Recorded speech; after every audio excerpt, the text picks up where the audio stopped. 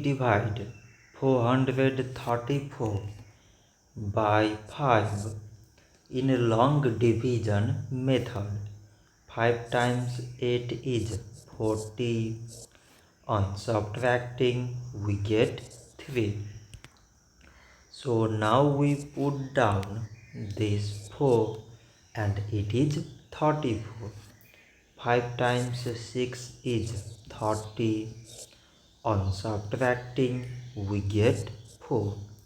So now we have no any other number to put it down. So we take here decimal so that we put 0. So it is 40 and 5 times 8 is 40. On subtracting, we get 0. So 434 divided by 5 is 86.8.